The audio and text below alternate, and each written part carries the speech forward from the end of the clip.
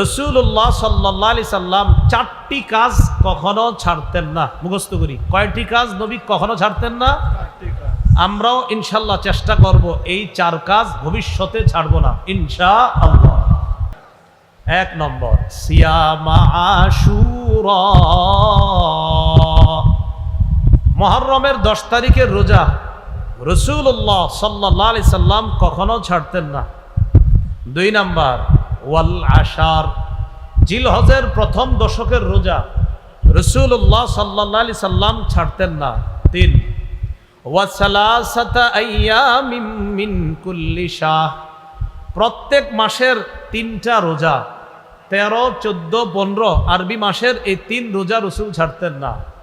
4 number, ওয়া রাকাআতাইনি ক্বাবলাল গাদাত, ফজরের নামাজের আগের 2 রাকাত সুন্নত রাসূল সাল্লাল্লাহু আলাইহি সাল্লাম কখনো ছাড়তেন না।